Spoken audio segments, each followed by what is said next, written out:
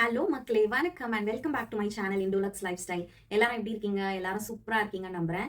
இன்னைக்கு நம்ம வீடியோல என்ன டாபிக் பத்தி பார்க்க போறோம்னா, லக்சம்பர்க் ஸ்கூல் சிஸ்டம். என்கிட்ட கொஞ்ச நாளாவே இல்ல ரொம்ப மாசமாவே லக்சம்பர்க் ஸ்கூல் பத்தி டீடைல் வீடியோ போடுங்க சிஸ்டர் அப்படின்னு கேட்டுட்டு இருந்தாங்க. கொஞ்சம் டிலே ஆயிடுச்சு. பட் இன்னைக்கு லக்சம்பர்க் ஸ்கூல் பத்தின ஃபுல் டீடைலா நம்ம இந்த வீடியோல பார்க்க போறோம். ஸோ வீடியோவை கடைசி வரைக்கும் ஸ்கிப் பண்ணாம பாருங்க. இப்போ வாங்க வீடியோக்குள்ள போலாம். லக்சம்பர்க் ஸ்கூல் டைம் லைன் பத்தி ஃபர்ஸ்ட் தெரிஞ்சுக்கலாம். இங்க 3 வயசுல இருந்து 18 வயசுக்குள்ள இருக்க குழந்தைங்க கண்டிப்பா எஜுகேஷன் சிஸ்டம்குள்ள இருக்கணும். அதாவது 3 வயசுல இருந்து 18 வயசுக்குள்ள இருக்க குழந்தைங்களுக்கு கம்பல்சரி எஜுகேஷன் இன் லக்சம்பர்க். 3 வயசுல இருந்து 12 வயசுக்குள்ள இருக்க குழந்தைங்க பிரைமரி எஜுகேஷனுக்குள்ள வருவாங்க. 12 வயசுல இருந்து 18 வயசுக்குள்ள இருக்க குழந்தைங்க செகண்டரி எஜுகேஷனுக்குள்ள வருவாங்க. 18 வயசுக்கு மேல தான் ஹையர் ஸ்டடீஸ்.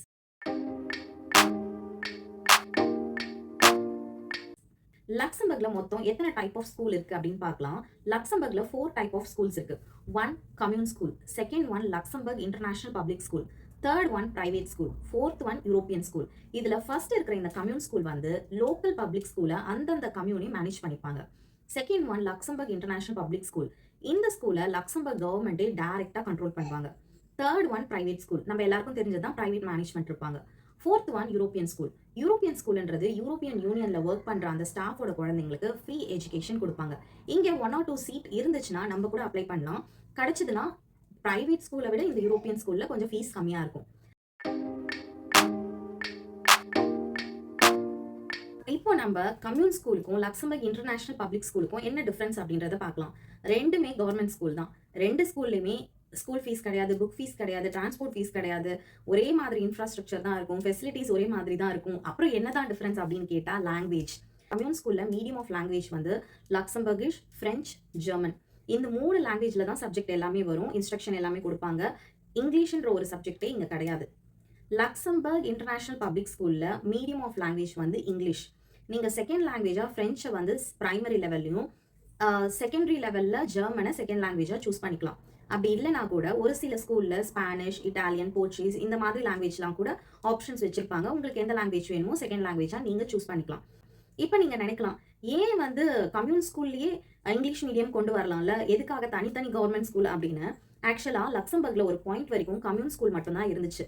அங்க அப்ப அவங்களுக்கு லக்சம்பர்கிஷ், பிரெஞ்ச், ஜெர்மன் இந்த 3 லாங்குவேஜுமே போதுமானதா இருந்துச்சு. இங்கிலீஷ் தேவைப்படல.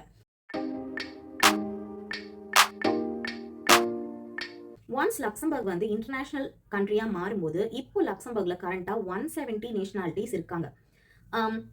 ஸ்டடீஸ்க்காக வந்தவங்க, ஒர்க்காக வந்தவங்க இந்த மாதிரி நிறைய ஃபேமிலிஸ் இருக்காங்க. அவங்களோட குழந்தைங்களுக்கு இங்கிலீஷ் வந்து ஒரு டிமாண்டா இருந்துச்சு. அப்ப லக்சம்பர்க் கவர்மெண்ட் டிசைட் பண்றாங்க, மற்ற கண்ட்ரில இருந்து வந்த ஃபேமிலிஸ்க்கும் நம்ம ஃப்ரீ எஜுகேஷன் கொடுக்கணும். அப்ப நம்ம புதுசா ஒரு ஸ்கூல் ஸ்டார்ட் பண்ணலாம் அப்படின்னு தான் 2016ல ஃபர்ஸ்ட் லக்சம்பர்க் இன்டர்நேஷனல் பப்ளிக் ஸ்கூல்னு ஒன்று ஆரம்பிக்கிறாங்க. இதுல மெயின் மீடியம் இங்கிலீஷா வச்சுட்டு செகண்ட் லாங்குவேஜா இந்த மாதிரி German, French, Spanish, Italian, Portuguese இந்த மாதிரி நிறைய லாங்குவேஜஸ் இருக்கு. ஸோ நம்மளுக்கு என்ன லாங்குவேஜ் வேணுமோ அதை நம்ம சூஸ் பண்ணிக்கலாம். ஸோ இது மற்ற நேஷனாலிட்டி ஃபேமிலிஸ்க்கும் ரொம்ப யூஸ்ஃபுல்லா இருந்துச்சு.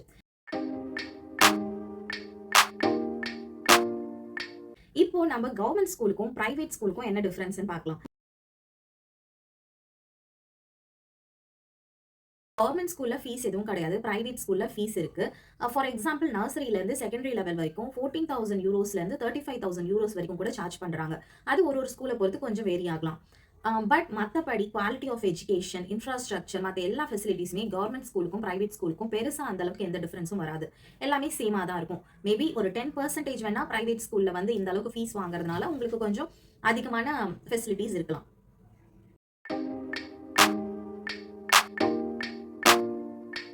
இப்போ நீங்க இந்தியால இருந்து லக்சம்பர்க் வரீங்க, எந்த ஸ்கூலை சூஸ் பண்றது அப்படின்னு ஒரே கன்ஃபியூஷனா இருக்கும். இன்கேஸ் நீங்க லக்சம்பர்க்ல இல்ல யூரோப்குள்ளேயே தான் லாங் டர்மா இருக்க போறீங்க, செட்டில் ஆக போறீங்க அப்படின்னா உங்களுக்கு கம்யூன் ஸ்கூலே போதும். நீங்க இங்கிலீஷ்க்கு வேணா ஏதாவது ஆன்லைன் கிளாஸ் இந்த மாதிரி ஜாயின் பண்ணி உங்க குழந்தைங்களை படிக்க வைக்கலாம்.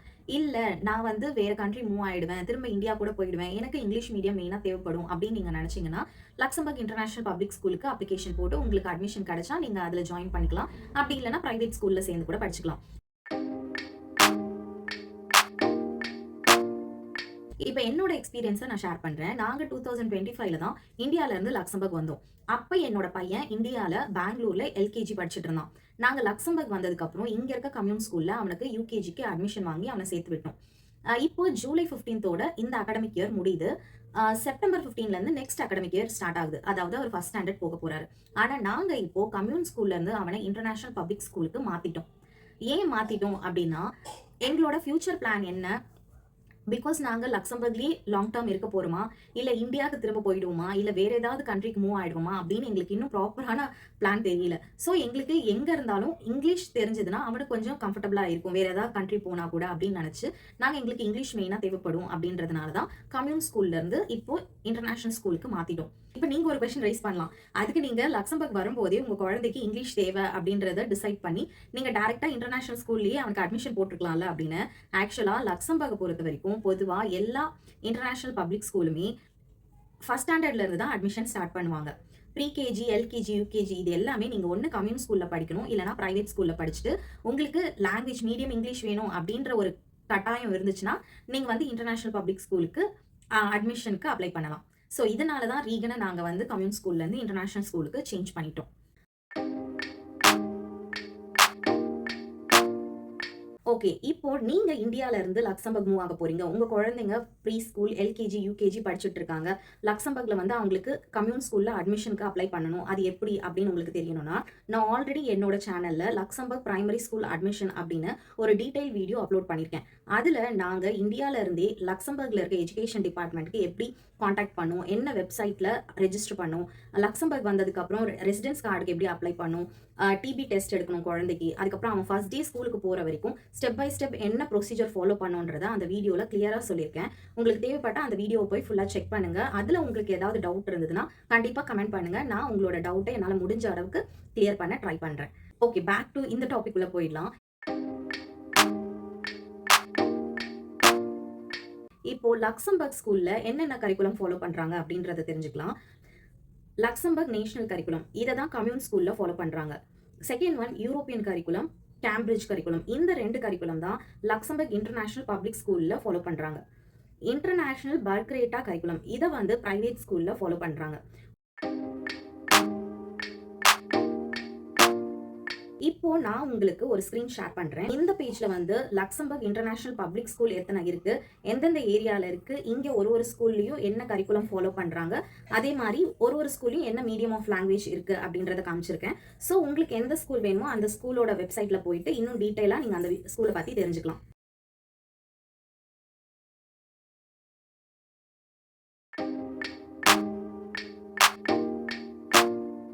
லக்சம்பர்க் பிரைவேட் ஸ்கூலை பத்தி இந்த பேஜ்ல காமிச்சிருக்கேன். லக்சம்பர்க்ல எத்தனை பிரைவேட் ஸ்கூல் இருக்கு, இங்க ஒரு ஸ்கூல்லயும் என்ன கரிக்குலம் ஃபாலோ பண்றாங்க, அண்ட் ஒரு ஸ்கூல்லயும் என்ன மீடியம் ஆஃப் லாங்குவேஜ் வந்து ஆஃபர் பண்றாங்க அப்படின்றது இந்த பேஜ்ல உங்களுக்கு கிளியரா தெரியும். உங்களுக்கு வேணும்னா அந்த ஸ்கூல் வெப்சைட்ல போயிட்டு இன்னும் டீடைல்ஸ் நீங்க கலெக்ட் பண்ணிக்கலாம்.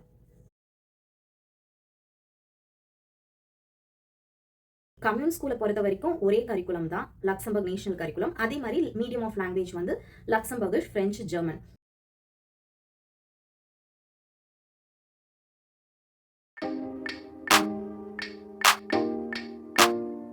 நெக்ஸ்ட் நம்ம லக்சம்பர்க்ல இருக்கிற லக்சம்பர்க் இன்டர்நேஷனல் பப்ளிக் ஸ்கூலுக்கு எப்படி அட்மிஷனுக்கு அப்ளை பண்றது அப்படின்ற ப்ராசஸை தான் பார்க்க போறோம். வாங்க ஸ்டெப் பை ஸ்டெப் பார்க்கலாம். ஃபர்ஸ்ட் லக்சம்பர்க்ல அகாடமிக் இயர் வந்து செப்டம்பர் 15 தான் ஸ்டார்ட் ஆகும். ஆனா நீங்க ஜனவரி அந்த இயர் ஸ்டார்டிங்லேயே நீங்க ஒரு ஸ்கூலோட வெப்சைட்டை ஓப்பன் பண்ணி அவங்க ஓப்பன் டேன்ட்டு ஒரு டேட்டா அனௌன்ஸ் பண்ணுவாங்க. அது என்னைக்குன்னு பார்த்து தெரிஞ்சுக்கணும். அந்த ஓப்பன் டே அன்னைக்கு நீங்க அந்த ஸ்கூல்ல டைரக்டா போய் விசிட் பண்ணலாம். நீங்க இப்போ உங்க குழந்தைய வந்து ஃபர்ஸ்ட் ஸ்டாண்டர்ட் சேர்க்க போறீங்கன்னா ஃபர்ஸ்ட் ஸ்டாண்டர்ட் கிளாஸ் ரூம் போய் பார்க்கலாம். அங்க வந்து ஸ்டாஃப் இருப்பாங்க. அவங்க கிட்ட வந்து உங்களுக்கு என்ன டவுட்ஸ் இருக்கோ அதை கேட்கலாம். ஃபர்ஸ்ட் ஸ்டாண்டர்ட் புக்ஸ் எல்லாமே டிஸ்ப்ளே பண்ணி வச்சிருப்பாங்க. அவங்க பண்ண ப்ராஜெக்ட்ஸ் எல்லாமே வச்சிருப்பாங்க. இதெல்லாம் பார்த்துட்டு உங்களுக்கு வேணும்னா ஸ்டாஃப் ரூம், என்னென்ன ஸ்கூல்ல ஃபெசிலிட்டிஸ் இருக்கு, லேப் எல்லாத்தையுமே போய் பார்க்கலாம். அன்னைக்கு போய் பார்த்துட்டு அதுக்கப்புறம் அவங்க வந்து ஒரு 15 மினிட்ஸ் பிரசன்டேஷன் மாதிரி பிரசென்ட் பண்ணுவாங்க. முடிஞ்சதுக்கப்புறம் நம்மளுக்கு Q&A மாதிரி இருக்கும். நம்மளுக்கு எதனா டவுட் இருந்ததுன்னா நம்ம டேரக்டா மேனேஜ்மெண்ட் கிட்டே என்ன கொஸ்டின் இருக்கோ அதை கேட்டு தெரிஞ்சுக்கலாம். இது முடிஞ்சதுக்கப்புறம் அவங்க ஒரு டேட் சொல்லுவாங்க. அந்த டேட்ல தான் நம்ம திரும்ப ஆன்லைன்ல அந்த ஸ்கூல் வெப்சைட்ல போயிட்டு நம்மளோட அட்மிஷனுக்கான அப்ளிகேஷனை ரெஜிஸ்டர் பண்ணணும். ரெஜிஸ்டர் பண்ணி முடிச்சதுக்கப்புறம் அவங்களுக்கு வேற எதனா டாக்குமெண்ட் நம்ம சைட்ல இருந்து மிஸ் ஆயிருந்ததுன்னு தெரிஞ்சதுன்னா அவங்க நம்மளுக்கு திரும்ப மெயில் அனுப்பி இந்த டாக்குமெண்ட் வேணும்னு கேட்பாங்க. அப்படி இல்லைன்னா உங்களோட அப்ளிகேஷன் ரிசீவ் ஆயிடுச்சு, ஒரு 1.5 months வரைக்கும் டைம் ஆகும் அப்படின்னு சொல்லிட்டு நம்மளுக்கு மெயில் அனுப்பிடுவாங்க. இந்த அசஸ்மெண்ட் பீரியட்ல சம்டைம் நம்மளுக்கு இன்டர்வியூ இருக்கும். அப்படி இல்லைன்னா இன்டர்வியூ செக்ஷன் எல்லாமே இருக்கலாம். 1.5 months கழிச்சு மே ஸ்டார்டிங்ல இல்ல மே எண்ட்ல இல்ல ஜூன் ஸ்டார்டிங்ல தான் நம்மளுக்கு ரிசல்ட் வரும். ரிசல்ட் வந்து நம்மளுக்கு ஸ்கூல்ல அட்மிஷன் கிடைச்சிருச்சுன்னா அதுக்கப்புறம் திரும்ப ஸ்கூலே வந்து நம்மளுக்கு மெயில் பண்ணி கேட்பாங்க. நீங்க வந்து இன்னும் 1 வீக்குள்ள உங்களோட அட்மிஷனோட கன்ஃபர்மேஷன் சொல்லணும் அப்படின்னு. நாங்க அந்த ஸ்கூல்ல சேர்ந்துக்கிறோம் அப்படின்னு கன்ஃபர்மேஷன் பண்ணிட்டீங்கன்னா, அதுக்கப்புறம் நீங்க ஸ்கூலுக்கு என்னைக்கு வரணும் அப்படின்றதெல்லாம் நெக்ஸ்ட் வேற ஒரு மெயில்ல அப்படி சொல்லுவாங்க. அட்மிஷனுக்கு என்னென்ன டாக்குமெண்ட் தேவைப்படும்னு இந்த சார்ட்ல காமிச்சிருக்கேன், நோட் பண்ணிக்கோங்க.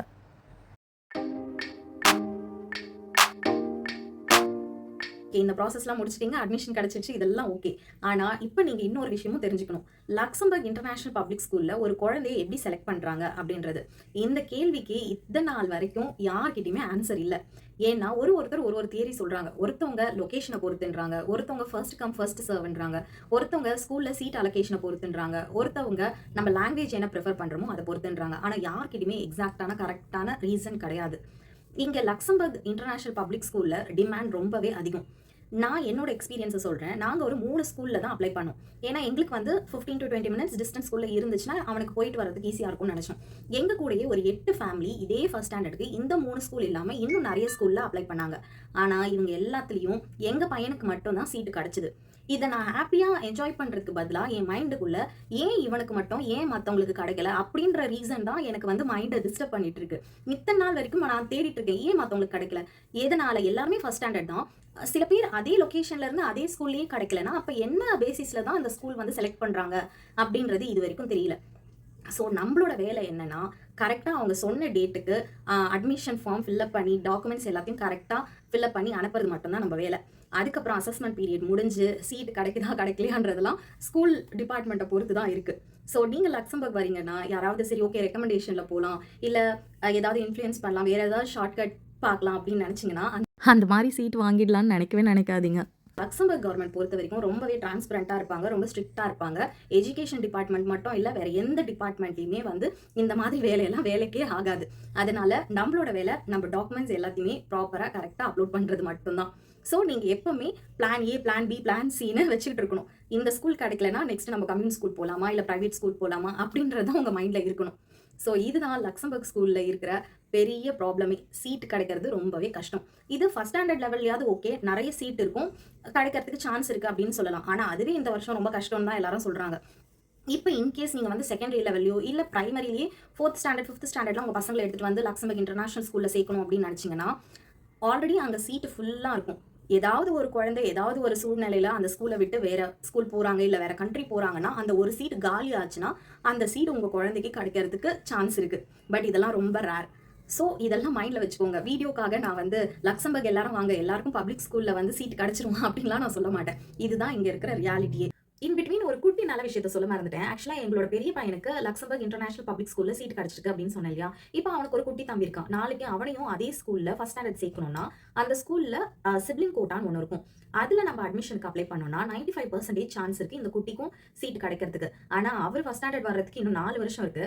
அதுக்குள்ள இன்னும் டிமாண்ட் ஜாஸ்தி ஆக போது. லக்சம்பர்க் கவர்மெண்ட் வேற என்ன ரூல்ஸ் மாத்த போறாங்க அப்படின்னு தெரியல. இப்போ லக்சம்பர்க் ஸ்கூலோட டைமிங் என்ன, ஸ்கூல் எப்படி ரன் ஆகுது, பிரைமரி லெவல்ல என்ன லேர்ன் பண்றாங்க, இதை பத்திலாம் தெரிஞ்சுக்கலாம். லக்சம்பர்க் பொறுத்த வரைக்கும் மண்டே, வெனஸ்டே, ஃப்ரைடே இது 3 நாள் ஃபுல் டே. மார்னிங் 8 AM இருந்து ஈவினிங் 4 PM வரைக்கும் ஸ்கூல். டியூஸ்டே அண்ட் தேர்ஸ்டே எப்பவுமே ஹாஃப் டே தான். மார்னிங் 8லேருந்து 12 PM வரைக்கும் தான் ஸ்கூல். லஞ்ச் பிரேக் வந்து 12 PMலேருந்து 2 PM வரைக்கும் 2 hours கொடுப்பாங்க. ஸ்கூலில் யாருமே லஞ்ச் கொண்டு போய் சாப்பிட முடியாது, வீட்டுக்கு வந்து தான் சாப்பிடணும். ஸோ உங்களால் பிக்கப் ட்ராப்லாம் பண்ண முடியலன்னா ஸ்கூலில் டிரான்ஸ்போர்ட் ஃபெசிலிட்டிஸ் இருக்குது. நீங்கள் பஸ்ஸுக்கு அப்ளை பண்ணீங்கன்னா பஸ்ஸே வந்து மார்னிங் பிக்கப், லஞ்சுக்கு ட்ராப், லஞ்ச் முடிச்சுட்டு பிக்கப், ஈவினிங் ட்ராப்னு 4 வாட்டியும் ஃப்ரீயாக உங்கள் குழந்தைங்கள பிக்கப் அண்ட் ட்ராப் பண்ணிடும்.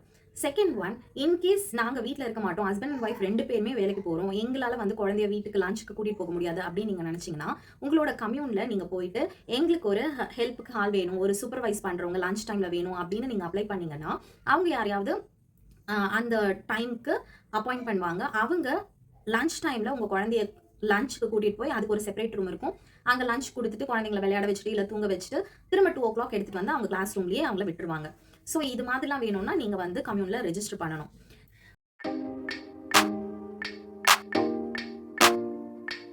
பிரைமரி லெவல்ல ஏர்லி ஸ்டேஜ் ஆஃப் லேர்னிங் எப்படி இருக்கு அப்படின்னு பார்க்கலாம். இப்போ இவன் வந்து யூகேஜி படிக்கிறான். இந்த 1 இயர்ல இது வரைக்கும் ஒரு வாட்டி கூட ஸ்கூல்ல இருந்து டெக்ஸ்ட் புக்கோ, ஹோம் ஒர்க் நோட்டோ கொண்டு வந்ததே கிடையாது. அப்ப என்னதான்டா ஸ்கூல்ல பண்றீங்க அப்படின்னா, motor skill development, sports activities, social skills, அதுக்கப்புறமா language development, play based learning இதை தான் பண்ணிட்டு இருக்காங்க. கிளாஸுக்கு போனாலே ஃபுல்லா டாய்ஸா தான் இருக்கும், இல்ல பெயிண்டிங் பண்ணிட்டு இருப்பாங்க. இதை தான் பண்ணிட்டு இருப்பாங்க.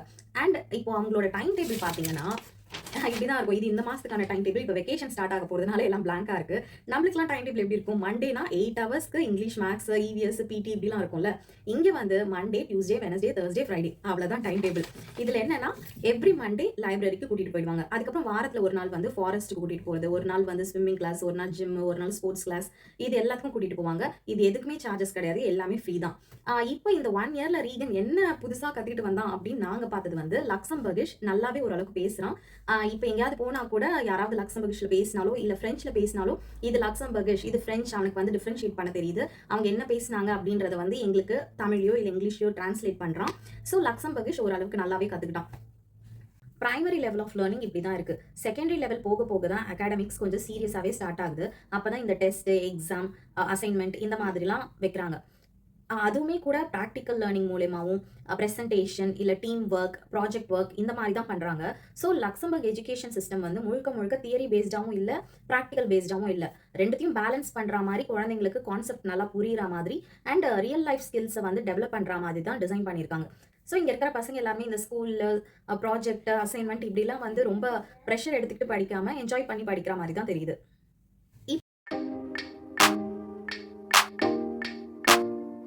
இப்போ நெக்ஸ்ட் நம்ம இந்த ஸ்கூல்ல லீவ் எல்லாம் எப்படின்னு பார்க்கலாம்.